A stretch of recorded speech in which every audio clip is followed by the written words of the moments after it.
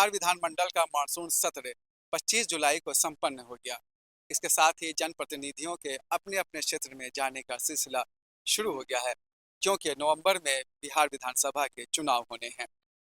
हर एक जनप्रतिनिधि को अपने अपने क्षेत्र में जाकर जनता के सामने अपना रिकॉर्ड पेश करना है कि उन्होंने अपने क्षेत्र के विकास के लिए क्या किया। जहां तक सीमांचल के विकास का सवाल है, इस सिलसिले में हमने AIMIM के प्रदेश अध्यक्ष और अमौर के विधायक अख्तरुल ईमान से बात की। हमने अख्तरुल ईमान से चुनाव के अलावा मुसलमानों, अक़लियतों और उर्दू के बारे में भी सवाल किया। पिछली बार आप 5 सीट लेकर आए थे, इस बार का क्या टारगेट है? इंशाल्लाह उससे ज़्यादा लेके आएंगे। कितना? अब ये मैं तो नहीं कर सकता हूँ। हमारे सदर ने भी और हम लोगों ने किया है। 4 हमारे लूटे हैं तो 24 लेकर आऊँ, ये इरादा रखते हैं।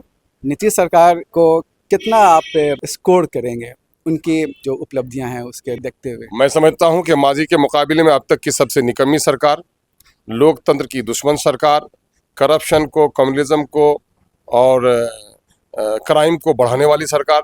नीतीश कुमार ने वादा किया था कि मैं करप्शन को बढ़ने नहीं दूंगा। आज 300% करप्शन बढ़ा है। आवामी पैसे का बुरा इस्तेमाल हो रहा है। इनके सरकारी जो चाकर हैं वो करोड़ों से खेल रहे हैं। इनके जहाँ पैसे पकड़े जाते हैं मशीनों से गिनने पड़ रहे हैं, तो इसलिए करप्शन बहुत ज़्यादा बढ़ा है। पुल बनते हैं और टूट जाते हैं, मकानें बनाई जाती हैं, साल भर भी नहीं गुजरता उसकी दीवारें जड़ने लगी हैं। तो ठेकेदारी के नाम पर करप्शन है। तमाम तर सरकारी सप्लाई के नाम पर कमीशन खोड़ी बेतहा बढ़ी गई है। करप्शन कोई नहीं रोक पाए। जहाँ तक कम्युनलिज्म का मामला है, बिहार सौहार्दपूर्ण वातावरण का एक राज्य रहा है, लेकिन बिहार के सौहार्दपूर्ण वातावरण को इन्होंने बिल्कुल पामाल कर दिया है। RSS BJP जिन्होंने बस्ती को नहीं देखा था, घर घर पहुँचा दिया है। और नीतीश कुमार के बारे में साफ सुन लीजिए, हमारे सीधे साधे लोग कहते हैं भाई तो बड़ा मिस्टर क्लीन है। अरे मिस्टर क्लीन है, दुश्मनों को पहचानो जरा सा दलितों। मैं अक़लियत के लोगों को, दलितों को, पिछड़ों को कहता हूँ पहचानो दुश्मनों को। एक तलवार से गर्दन काटता है और कोई शरबत में जहर मिलाता है। तो तलवार वाले को तो दुश्मन समझ के लड़ोगे भी, लेकिन शरबत वाले को दोस्त समझ करके तुम उसके झांसे में आ जाओगे। यही किया है। जाति आधारित गणना की रिपोर्ट आई है, बिहार के दलितों को लगभग 1 लाख नौकरी चली गई। यहाँ पर 20% आबादी है शेड्यूल कास्ट की, और नौकरी में हिस्सेदारी होती है 4,11,000 उनकी। उनको 3 लाख नौकरी करीब मिली, 1 लाख से ज़्यादा उनकी नौकरी खत्म हो गई। मुसलमानों की आबादी यहाँ पर 18% है, उनकी नौकरियों में हिस्सेदारी 3,68,000 होती है। 1,73,000 नौकरी मिली, 1,95,000 नौकरी से उनको महरूम रख दिया गया। सीमांचल की पट्टी है जहाँ से पलायन नहीं रुका, और आज भी पर कैपिटा इनकम वहाँ पर कम है। आप दूसरी तरफ आइए कि जितने भी कम्युनल एजेंडे थे BJP को, सबको इसने सपोर्ट किया है। और आप ये भी देख लीजिए कि आज पटने में 14 दिनों के अंदर में 15 मर्डर हो रहे हैं। बड़े बड़े कारोबारी, बड़े बड़े सियासतदान, उनके गर्दनों पर गोलियां चल रही हैं। सरकारी पहरेदारी में, पुलिस की पहरेदारी में जो अंडर कस्टडी जो क्रिमिनल है, जेल से लाया गया ज़रूर, और पारस में भी उन पर गोलियां चलाई जा रही हैं। तो बताइए कि न करप्शन रुका, न कम्युनलिज्म रुका, न क्राइम रुका, बल्कि इन तमाम चीज़ों में उछाल आया है। इसलिए मैं समझता हूँ ये नीतीश कुमार के 5 साल नहीं, ये 20 साल बिहार के लिए बर्बादियों के साल रहे हैं। बिहार के सौहार्द को बर्बाद किया है, धार्मिक उन्माद इसने बढ़ाया है। गांधी का नाम ये ले लेते हैं, लेकिन इन्होंने गांधी के कातिलों का साथ दिया है। जैसा कि हमने कहा कि अब जनप्रतिनिधि अपनी जनता के पास जाएंगे, आप किन मुद्दों को लेकर जा रहे हैं? अरे भाई, तो मैं तो कहता हूँ 1-2 जख्म नहीं, सारा जिस्म चलनी, दर्द बेचारा परेशान है कि कहाँ से उठे। मुद्दे नहीं है, मैं जो गिनवाए मुद्दे नहीं है। पलायन नहीं रुका है, मुद्दा नहीं है। स्कूल चौपट हो गए, कॉलेज चौपट हो गए, गरीबों के बच्चे पढ़ नहीं पाए, ये मुद्दा नहीं है। दलितों को, अक़लियतों को, पिछड़ों को नौकरी से महरूम रखा गया, ये मुद्दा नहीं है। ये आज म्यूटेशन के नाम पर लूटा जा रहा है, SIR के नाम पर आज परेशान किया जा रहा है, ये मुद्दे नहीं हैं। अफसरशाही बढ़ गई है, लोकतंत्र की हत्या हो रही है, ये मुद्दे नहीं हैं। अरे मुद्दे ही मुद्दे हैं। रात अंधेरी में कहते हैं कि रोशनी कहाँ मिल पाएगी, ये तो बुरा काला कौवा है। ये अभी जो सेशन खत्म हुआ उसमें नीतीश कुमार ने हालांकि SIR के बारे में कुछ नहीं कहा, लेकिन डिप्टी CM ने कहा कि किसी का वोट नहीं कटेगा। क्या आप इससे संतुष्ट हैं? अरे डिप्टी जो CM हैं, वो जब किशनगंज के इलाके में गए, वो किशनगंज का इलाका, वो सीमांचल का इलाका, अररिया, पूर्णिया, कटिहार, किशनगंज का वो इलाका जो हिंदू मुसलमानों का सौहार्द का इलाका रहा है। जब किशनगंज में कई हज़ार लोगों के पेंडिंग देखे उन्होंने रेसिडेंशियल सर्टिफिकेट के, उसने कहा कि अंबार हो गया, यहाँ पर कैसे आ रहा है।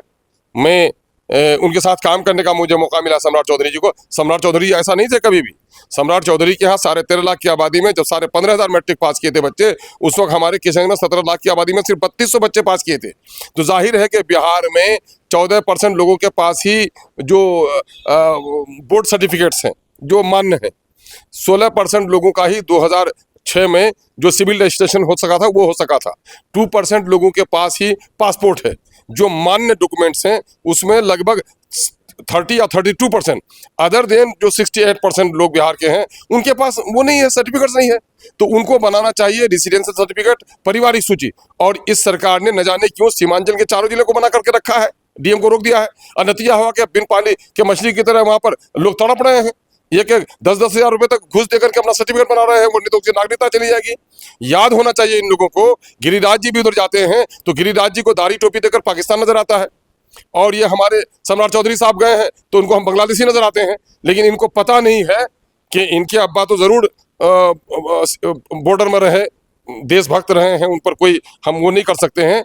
लेकिन मामला ये है, देश के सिपाही रहे वो। लेकिन सम्राट चौधरी जो कहना चाहते हैं कि सम्राट चौधरी जी जिस वक्त देश बट रहा था, पाकिस्तान बताओ 2 टुकड़ा हो गया था, बांग्लादेश का हिस्सा पूर्वी पाकिस्तान और पश्चिमी पाकिस्तान हो गया था, और उस वक्त भारत भी 2 टुकड़ा हो जाता। अगर भारत के आसाम को, मणिपुर को, उधर के 7 स्टेट्स को किसी ने भारत से अखंड रखा, जोड़े रखा, तो उसका नाम सीमांचल के यही दाढ़ी टोपी हिंदू मुसलमानों का इत्तेहाद था। वो हिस्सा जिन्होंने भारत को अखंड रखा वहां आपको बांग्लादेशी नजर आता है। ये तो बड़ी अजीब बात है भाई। हम तो मुतालबा करें, कल मैंने चीफ मिनिस्टर से मुतालबा किया है कि आप स्पेशल कैंप लगवाइए हमारे यहाँ और तमाम तर लोगों को आप रेजिडेंशियल सर्टिफिकेट इशू कराइए। यह आपकी जिम्मेदारी है। यकीनन है कि गलत वोट देने वाला मुजरिम है, लेकिन अगर जो सही वोटर्स हैं, वैध वोटर्स हैं, उनको वोट नहीं डालने देने की साजिश करने वाला उससे बड़ा मुजरिम है।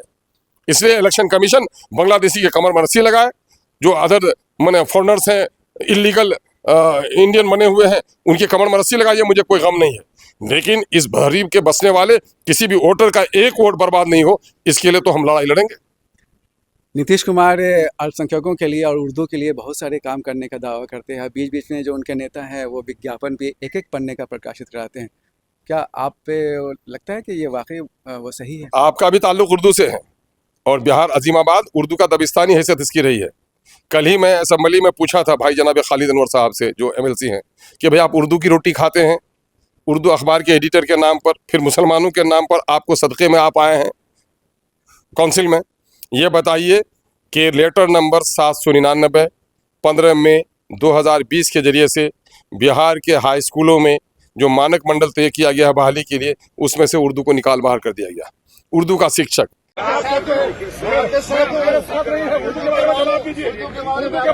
सरकार को कहिए, उर्दू की कातिल है सरकार, उर्दू की कातिल है सरकार।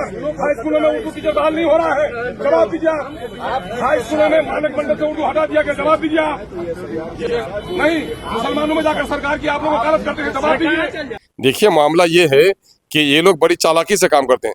उर्दू के मुशायराबाज शायरों को आप कुछ पैसे दे दें, कुछ सेमिनार करा लें, आप इससे उर्दू परवान नहीं चढ़ेगी।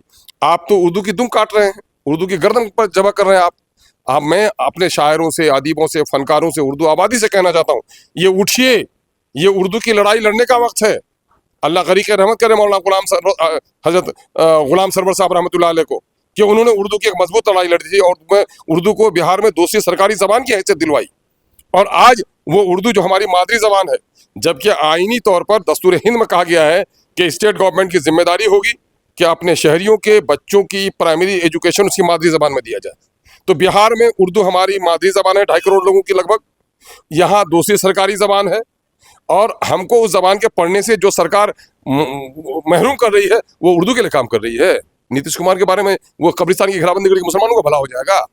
1,95,000 मुसलमानों को नौकरी से उसने महरूम रखा। उर्दू मसावटी कमेटी की आज तक बहाली नहीं हो सकी। उर्दू अकेडमी का बुरा हाल करके रखा है ना। उर्दू स्कूलों में गैर उर्दू टीचरों को बहाल कर दिया।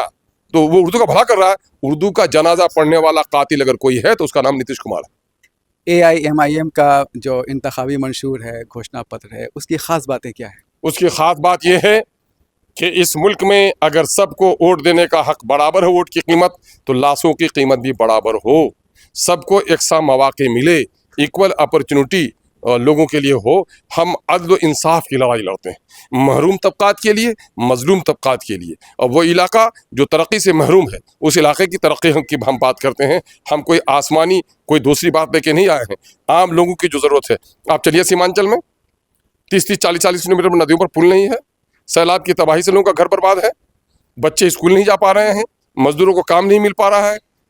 बिहार के दूसरे हिस्से खित्ते में आइए, अमन और अमान खत्म होकर रह गया है। तो हम ये बुनियादी जो चीज़ें हैं, हम उसकी लड़ाई लड़ेंगे।